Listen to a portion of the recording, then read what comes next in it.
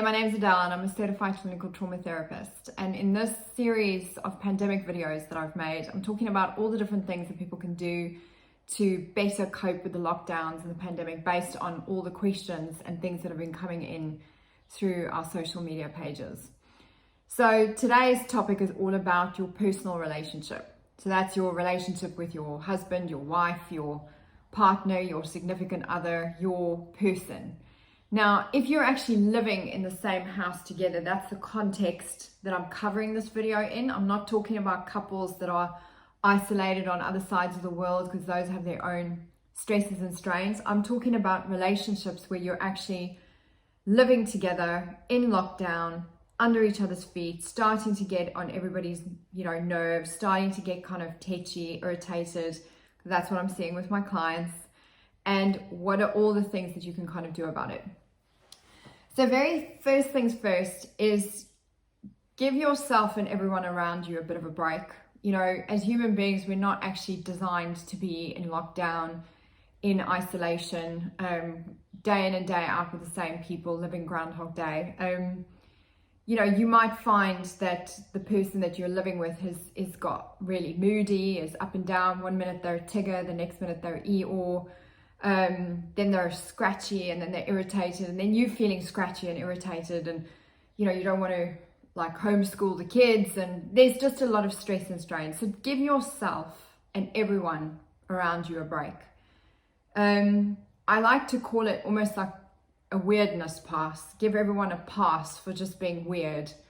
And when people act weird, don't pounce on them immediately when they're acting weird.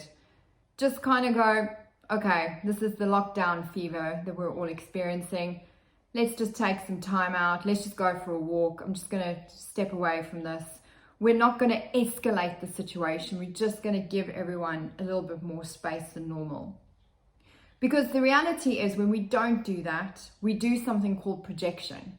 And projection is something that you do in your intimate relationships. You project onto others how you're feeling within yourself, because this is your home, this is your person, and you think it's fine if I just tell you how angry I am and I'm just angry at you and angry at everything. We think we can just get away and do that. The sad thing is there are several couples that I've been working with that their relationship went right into the relationship rift during lockdown 1, and they're now going through a divorce. So some couples don't actually recover from those projections, so be careful. Relationships are sacred, they're delicate. Projecting constantly onto your partner is going to lead to a long-term level of stress. So rather give yourselves a break, give them a break, step away from situations, and don't go in for the jugular and escalate things. Sleep on all those massive showdowns that you want to have. Next thing is, when I was studying at the Marriage Institute, they talk about the 6 signs of a marriage or a really long-term commitment that starts to hurtle towards divorce. And these 6 signs are something to really watch out for. So the first one is what we call a harsh startup. So that's when every conversation starts up in a harsh way. Somebody goes, "Oh, look at this kitchen. It's absolute chaos. Did you forget to do the dishes?" When you start a conversation like that, then somebody is going to respond badly. They're going to defend themselves. They're going to respond sarcastically. It's not going to go well. So when a conversation starts off badly, it's going to end badly. It's just recommended to not have a harsh startup. Take a breather, go for a walk, come back and refresh the conversation in a different way. Ask open questions rather than accusatory questions. The next one is what we call flooding. So that's when you flood conversations with a barrage of negativity and criticism. I'm doing all the homeschooling. I did all the housework this morning. You didn't do this. You haven't washed the car. You. And when we just flood conversations with all that stuff, it's just not going to go well either. When you retrain your reaction to just respond gently, tackle one thing at a time. Could you take out the trash today? That would be really great. Is it possible for you to take over Billy's homeschooling this morning? I would really appreciate that. So making those requests rather than this barrage of criticism is very important. The next sign is body language. When you start to really turn away from each other and like they sit next to you on the couch and you yank your hand away, also not a good sign. We see that a lot in kind of the therapy that I do, like the remote therapy in particular. Couples sit on the opposite ends of the couch and I'm like, well, could you please sit closer together so I can see you? But yeah, that kind of body language is very, very telling. Failed repair attempts. So a repair attempt is when you've had an argument and you want to kind of make up. And the reality is everything you try to make up is failing. Usually by then, this concept called the 4 horsemen has entered the relationship. And the 4 horsemen is really criticism. So that's where there's lots and lots of focus on criticism. Contempt, that's nastiness, like eye rolling, sarcasm. Defensiveness, where someone is, constantly defending themselves and not actually listening to what you have to say. And stonewalling, where you just both go on the opposite ends of the house and you don't talk to each other for hours or for days. When those 4 things start to happen, you really start to see that relationship repair attempts fail dismally, constantly. So when that starts to happen, you really need to get some help. But, just practice. When somebody gives you an olive branch, just take it. If somebody wants to end an argument, just end it. This lockdown is not the time for like shaking up everything and like ending your marriage. This is the time for consolidation, for giving everyone a wide berth, for some space. And finally, when there's lots and lots of negative experiences, lots of Groundhog Day experiences, it adds to that feeling of yuckiness. So some things that is really important to do to kind of get away from all of that is to identify yourself. How do you communicate when you're stressed out? What do you yell? Are you, do you make other people wrong? Are you blaming people? And to kind of make a list for yourself. How do you communicate? Is it working for you? Does it actually get the results that you want? And then how do you actually shift that? And often what I find with couples is when they're communicating the complaint. They're actually talking about the problem and making the problem really big. Like, the dishes never get done. I'm furious because you never do the dishes. So they focus on the problem and then they use huge language that is a mass generalization or an assumption. They say things like, you never do that. And I always do that stuff. So in our nature as people, we generalize, distort, or delete in language. And that generalizing or the deleting, where we forget certain parts, like, you didn't do that and like that wasn't there. And you are then basically only focusing on what's negative and building up the problem. So when you communicate like that when you're stressed, it's just not going to be effective. A more effective way is to look at what is the need. What is it that I need right now? And to communicate that need inside a sandwich. So first things first, when you sandwich something, you give positive reinforcement, communicate what it is that you need, followed by positive reinforcement. For example, babe, thanks so much for dinner last night. That was an epic meal. Sandwich. Would you mind doing the homeschooling for Billy this morning? I really have something I need to finish for work. I would massively appreciate that. But, thanks again for all your help. I feel like we're a good team during this lockdown. Okay? Sandwich.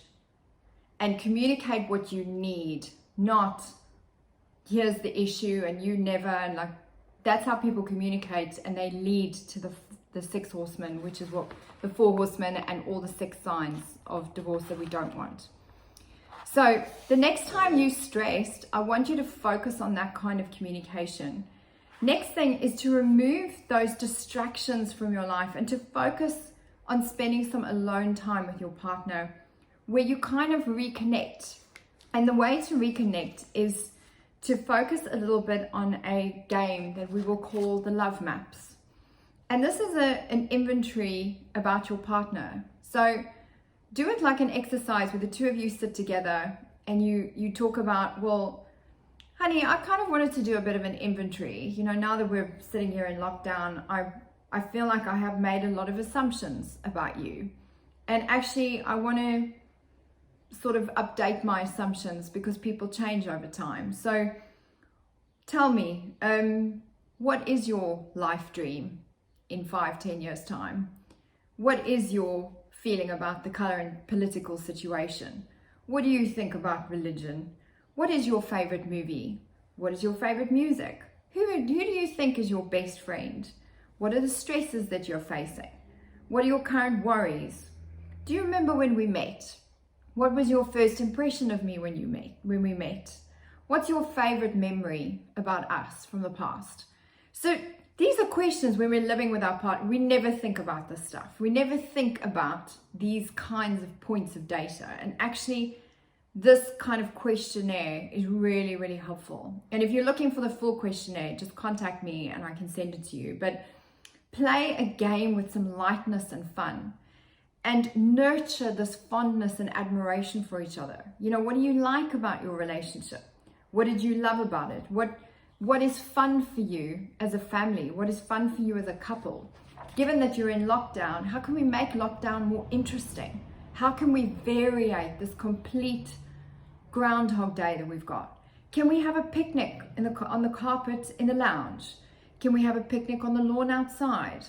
Can we have a little bonfire in the tiny space that we have and we can toast marshmallows on it? How can we make this whole terrible experience more useful? Now, one tip that I have is to make Pinterest your best friend. Pinterest, there's so many ideas about things that people can do for fun. Games you can play with your children, things you can do when you're bored, crafts you can do together, board games you can play together, that you can create board games together, relationship games you can play together. And I think what this does is it starts to move you and your partner towards each other, as opposed to allowing the lockdown and all the issues that you're facing to divide you as a couple. Turning towards each other basically means that you're going to spend more time connecting. So a good exercise to practice as well is every single day to practice something that I will call bucketing. So bucketing is where one partner holds an invisible bucket in front of them, and the other partner gets to rant and share all the stuff that has annoyed them about the lockdown in their day. So how it looks is, okay, honey, come over, come bucket with me. Tell me all the things that are annoying you. Oh, I'm just hating this lockdown. It's awful. I'm so tired of homeschooling the kids. I'm so bored. I hate my work. I can't think straight. I spend hours and hours on social media looking at the same stuff over and over again. I can't stand like the sameness of everything. If we go to that forest walk one more time, I'm going to kill the forest. And the person just rants and puts stuff in the bucket. And as they're going, you just go, I get that. Is there anything else? Yeah, that sounds really hectic. Is there anything else? So the person that is holding the bucket, all you're saying, is there anything else? I really hear you. That must be so frustrating. You don't coach them. You don't get into it with them. You just allow them to vent and you validate their venting.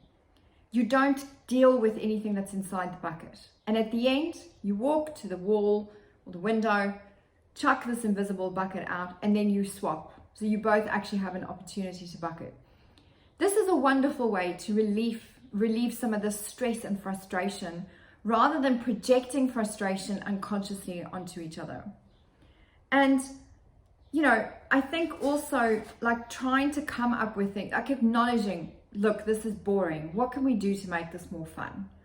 Look, I'm irritated. I'm overwhelmed. I feel like we're doing all this stuff. What can we do together to lower these expectations that we have so that we can just have a lower bar for having fun? You know, and soothing each other, having family rituals, starting to make some things that, you know, in your routines that soothe each other, having a bath together, having a massage, putting some candles and massaging your partner, because this is, you know, putting some love back into the relationship as opposed to just projecting all that fury and frustration. So those are just some of the things that I would suggest. There is a lot more in my podcast, which is Life Beyond Lockdown. You can go listen to that on all kind of podcast networks for free if you search for it. It's on Apple, it's on Spotify, and on Buzzsprout and various podcast centers. And there are 2 whole episodes on there about things you can do with relationships. But just to briefly say, if you're finding things are getting worse, don't just allow this to continue. Like, I am literally mediating and dealing with people that are divorcing all the time. And it's so sad for me because it was so preventable and so unnecessary. Okay? So get help, get support, and start tackling this. So I hope that's of use. And if you have any further questions, just let me know and I'll make another video. Take care.